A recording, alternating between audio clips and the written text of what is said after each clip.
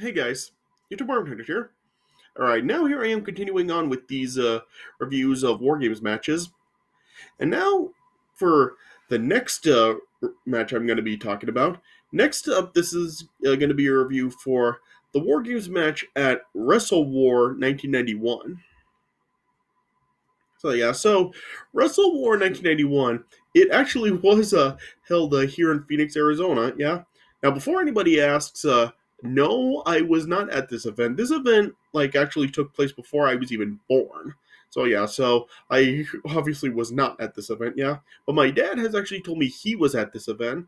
Yeah, so I find that kind of interesting, yeah. Yeah, that my dad was actually at this event. Like my dad did go to a lot of wrestling events when he was younger, before me and my siblings were born. Yeah, and this was one of them. Yeah. So for this War Games match, was between the Four Horsemen, which consisted of Ric Flair, Barry Windham, Sid Vicious, and Larry Zbyszko, taking on Sting, the Steiner Brothers, and Brian Pillman. Yeah. Yeah.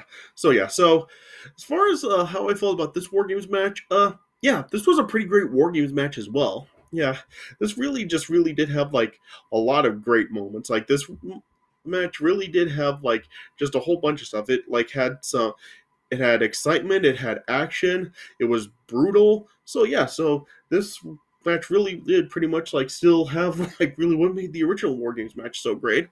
Yeah.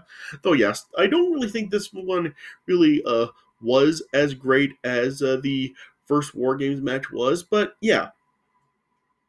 This was still a pretty great match right here. You really did, like I said, there were some pretty good moments in the match. Though yeah, the ending of this match was pretty was kind of like a kind of like a scary moment, but yeah, everything up to that point was overall it was a really solid War Games match, and yeah, and it was overall a really great match. So I just really don't know how else I can really put it, but yeah, this really was a really great match. So like I said before, I really am not too familiar with WCW during this time. I'm really I didn't really follow much of WCW until the Hulk Hogan came along. So really just the part of the period of WCW I really am familiar with is during Hulk Hogan's run in WCW. Anything prior to that, I really am not really too familiar with in WCW. Yeah, but yeah, this still overall it was the overall pretty great match once again. Like I said, I don't know if I would really well, I wouldn't I wouldn't say it really is as great as the first War Games match. So I would say this one is probably maybe top 5 War Games matches, maybe. Yeah. Yeah, it is still a great match, and yeah, and if you haven't seen it before, I would really recommend checking it out, because yeah, this really was a really great match, and it really did have some nice moments in it. Yeah.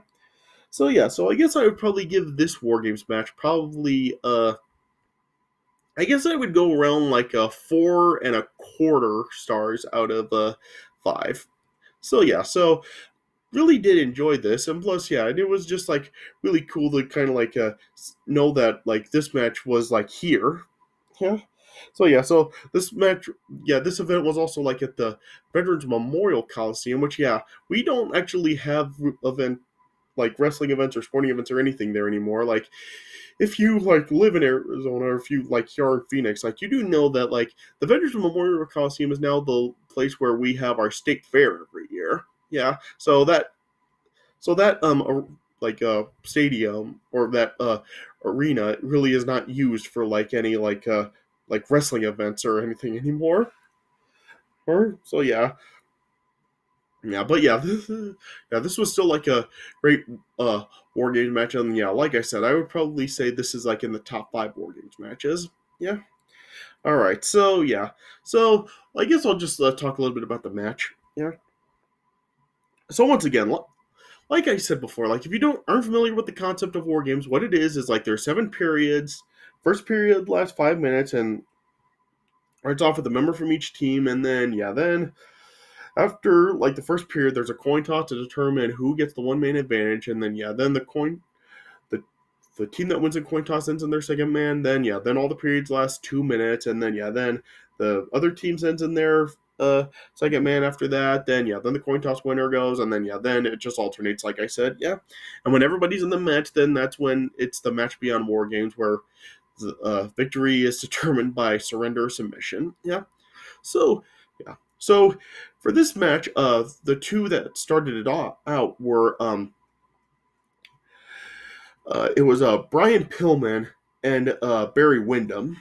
And Brian Pillman did like really awesome in this match. Like I think Brian Pillman really did like steal the show in this match. Like he did really great. Like I liked how early on in the match, like as he was fighting with Barry Windham, like he was actually like using the top of the cage, like he was like swinging from it to like deliver some swinging kicks to Barry Windham. So so I like that. Like he kind of like used the cage to really like um, use some maneuvers in this match.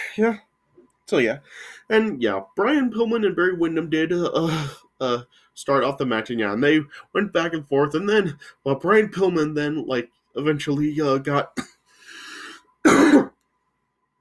like drove up Barry Windham's face into the cage, and he ended up busting Barry Windham open. And Brian Pillman was just like beating up Barry Windham for like a good amount of the first period. And then when the first period then ended,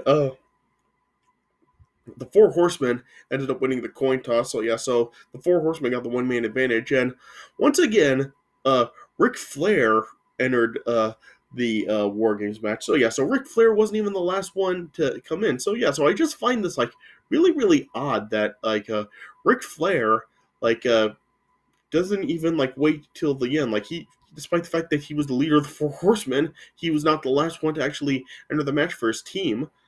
Like he actually like comes in sooner than that. So I just find that like really odd that it happened. But then once Ric Flair then got in, like he like tried to help Barry Windham beat Brian Pillman, but Brian Pillman like was able to like fight them off. Then after the 2 minute period, then Sting was the next one to enter. Something I forgot to mention. Was when like Brian Pillman and Barry Windham were fighting, there was one cool moment where like Brian Pillman like threw Barry Windham like through the ropes of one ring, then into the other ring. So it was kind of cool that they like did that, where they just like go out one ring and into another one. But then Sting entered the match next, which I also found kind of odd. But you would figure that Sting would have been the last one to enter for this team. Sting then entered, and then Sting then went out at it with Ric Flair. Then when Sting got in, like it was like really great. Like Sting did some real good stuff. Like there was like this one point where like Sting actually like leaped from one ring to the other one. That was like pretty cool. Then eventually then the next one to enter like after this period was Larry Zbyszko.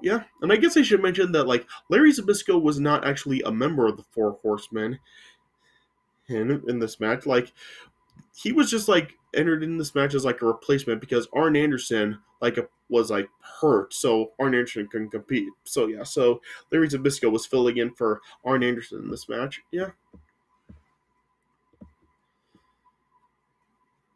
Then like this match pretty much like did kind of like have the same format as the first War Games match, where like basically like when the Four Horsemen had their one man advantage, like they would like have the upper hand, but then when the other team like sent in another guy, then that's when like they like started to like beat down the Four Horsemen and regain the upper hand. So this match pretty much did like kind of have that same formula as the first one did in that sense. Then Rick Steiner then was the next one to enter for the for his team. And then when Rick Steiner got in, like I said, like that's when Steiner's Brian Pillman and Sting then gained the upper hand on the Four Horsemen once again. Yeah, yeah, yeah, and then then they just like continued to go at it. Then at one point, Rick Steiner drove Ric Flair into the cage, and then Ric Flair started to bleed as well. Yeah, yeah. Then finally, then Sid Vicious was the last one to enter for the Four Horsemen. Yeah. Then when he got in, like he just was like beating everyone down, like he was being like the big man, taking everybody down. Yeah. Yeah. Then as that was going on, then eventually then Scott Steiner then came in, and then the match beyond War Games then and took effect. Yeah. I found it kind of interesting because usually like after the match beyond War Games starts, that's like it only lasts like a few minutes and it doesn't really last long. But here, like the match beyond War Games actually lasted like a little while. Like it didn't only last like a few minutes. Like it actually went on for a little while. Then after everybody then got in, then everybody was just like going at it. Like at one point, Sting like tried to put Ric Flair in the Scorpion Deathlock, but Ric Flair was able to counter it.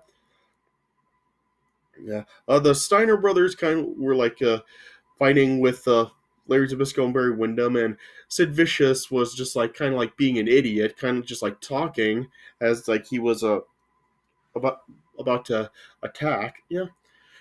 Then like Sid then was like beating up Brian Pillman. And it just like it just went on for a little while.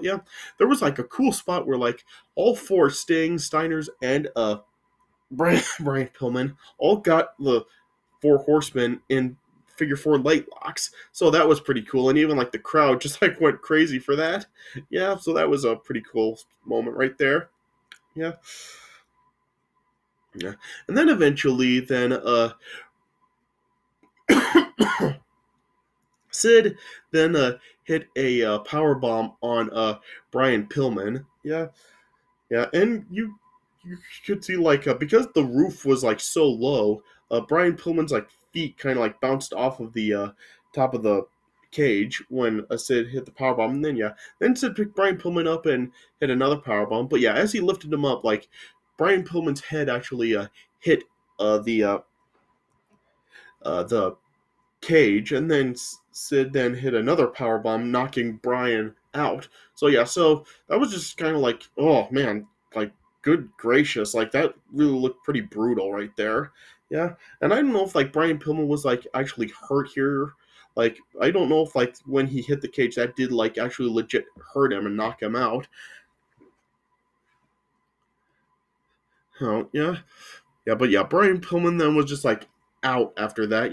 Then after that, then El Gigante, aka the Giant Gonzalez, then ran down to the ring and was like checking on Brian. And then when he saw that Brian Pillman was just out cold, then he just told the referee that Brian couldn't continue. And so then the referee called the match, and then then the Four Horsemen were declared the winners. So I'm not sure if like that was actually like how it was supposed to go, or if like it was just like something to stop the match because Brian was hurt. Because after the match, like even after the Four Horsemen were declared the winners, like there was not really even any like celebration or anything. Like they just like got Brian Pillman out, and then everybody just left. So that probably was a botch, but I'm not totally sure. But regardless, that ending, that was like a pretty brutal and kind of uncomfortable ending. And Brian Pillman, like Brian Pillman really did go through like just so much terrible stuff in his life. I mean, between like all the throat surgeries that he had due to like what was it called, all the polyps in his throat when he was like really young, and this like such as this, and of course that car accident that broke his ankle. And and of course, like everything he went through before his death in 1997. So Brian Pillman just really did go through a lot in his life. I mean, just the poor guy. But anyway, let's not get sidetracked. This was still overall a pretty great match. Like I know I really didn't really like talk too much like in depth about the match, but it was kind of like what I was talking about before, how like just there's a lot going on that is kind of hard to really keep track of everything that happens. But this match really Like, it was brutal. It had some great actions, some good moments, like with the stuff from like jumping from one ring to the other, and the spot with the all four-figure fours was pretty cool as well. So yeah, so this match did have like some good moments in it. Yeah, I know I really didn't make it really sound all that interesting, but yeah, it really is like a really great match. Like, just like, it's not really so easy to really talk about. Like, this is a match where you really just have to watch it yourself and to see, because yeah, this is still overall a great War Games match, and like I said, it is probably still in the top 5 War Games matches of all time. Yeah, so if you haven't seen it, check it out. Yeah, and I didn't even mention that, like I said in like my review for the first War Games matches, how that wasn't on Peacock. Yeah, luckily, like, all these other War Games matches I'm going to be talking about, including this one, are all on Peacock. So yeah, so it'll be easier for you to actually find these if you haven't watched them before. So yeah, so if you haven't seen this War Games match before, I still do say definitely, yeah, give it a watch, because yeah, it is a great match and it just has like some great moments to it. All right, yeah. So like I said, I give it 4.25 stars out of 5. Yeah. All right. So yeah. So I guess that's the best way I can put it. All right. So yeah. So I guess this is all I have to say about it. All right. So this is it for my review of the War Games match from WrestleWar 1991. So I hope you guys did enjoy this review, and stay tuned for more War Games matches coming in. Yeah. Think like up next, I'm going to do another War Games match review. Yeah. And then after that, I think that is when I am actually going to make the Retro Survivor Series review. Yeah. So yeah. So that's going to be coming up after the next War Games match I review. All right. But yeah. But I hope you guys did enjoy this review. So thanks for watching, and I'll see you guys later.